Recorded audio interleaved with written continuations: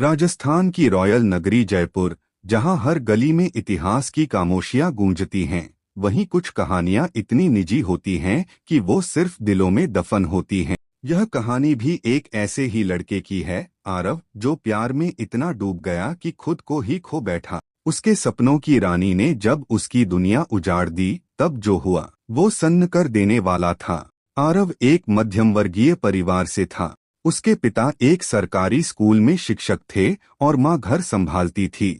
वह खुद बीए अंतिम वर्ष का छात्र था और अपने सपनों को आकार देने की कोशिश कर रहा था। उसके पास ज्यादा कुछ नहीं था, लेकिन दिल बहुत बड़ा था। आरव का मन कविताओं, किताबों और संगीत में लगता था। वो किसी शायर की तरह अपने जज्बात कागजों पर उड़ेलता रहता। पर उसकी जिंदगी में असली रंग तब आया जब कॉलेज में उसकी मुलाकात हुई श्रुति से। शहर के एक अमीर परिवार से ताल्लुक रखती थी। उसके कपड़े, चाल ढाल और बातचीत में एक अजीब सा आकर्षण था। वो कॉलेज में नई थी और बहुत कम बोलती थी, लेकिन आरव की आंखों को बस वही दिखती थी।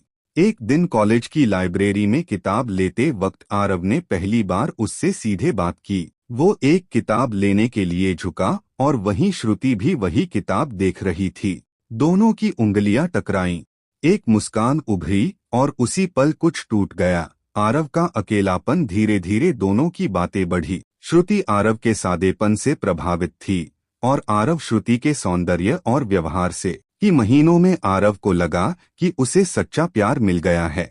वो दिन रात श्रुति के बारे में सोचता, उसके लिए कविताएं लिखता और अपनी दुनिया को उसके इर्द गिर्द बुनता। श्रुति भी उससे मिलती, बातें करती और कभी कभी उसे क्यूट कहकर उसके दिल को और पिघला देती। लेकिन जहां आरव दिल से जुड़ रहा था, वहीं श्रुति शायद बस वक्त काट रही थी। उसके दोस्त अक्सर आरव को चेताते, भाई संभल जा, वो तेरे जैसी नहीं है, देख उसके दोस्त कौन हैं और तेरी औकात क्या है। लेकिन आरव सुनता कहाँ था। उसे तो लगा श्रुति को उसके दिल की गहराइयां समझ आई हैं। एक दिन कॉलेज में एक पार्टी थी। आरव को श्रुति ने इनवाइट किया। वो नए कपड़े पहनकर पूरे दिल से तैयार होकर पहुंचा, लेकिन जो वहां देखा उसने उसकी रूह तक झकझोर दी। श्रुति किसी और लड़के के साथ थी। वो लड़का था विक्रम, शहर का एक बिजनेसमैन का बेटा।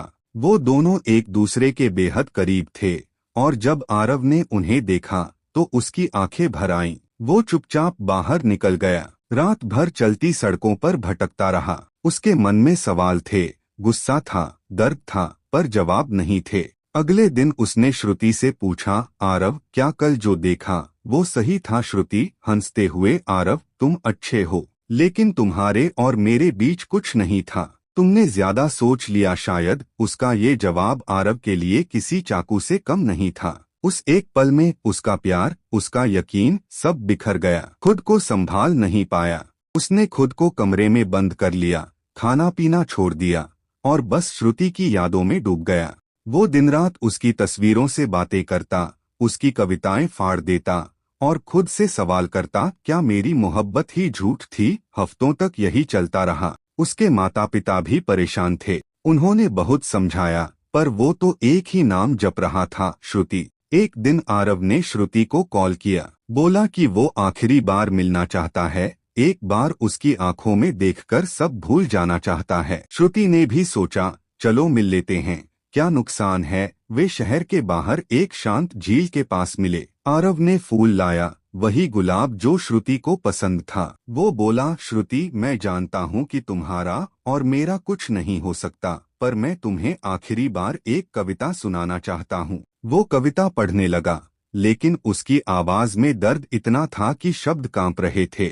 श्रुति थोड़ी असहज हुई और उठकर जाने लगी।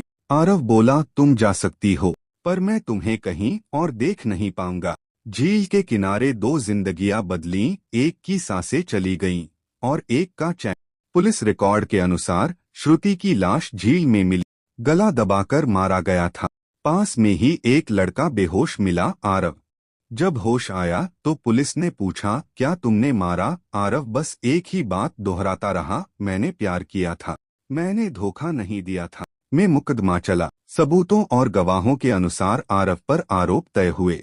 उसके पास वकील था, लेकिन इरादे नहीं। वो अंदर ही अंदर मर चुका था। जज ने फैसला सुनाया, आरोपी आरव को उम्र कैद की सजा दी जाती है। आज भी जयपुर की सेंट्रल जेल में एक कैदी है जो दीवारों पर कविता लिखता है।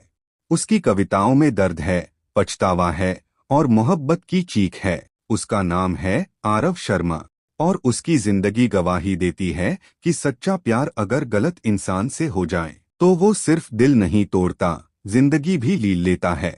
कभी कभी प्यार एक खूबसूरत धोखा होता है। उसमें डूबने से पहले ये जरूर देख लेना चाहिए कि सामने वाला तैरना जानता है या सिर्फ तुम्हें डुबोने आया है।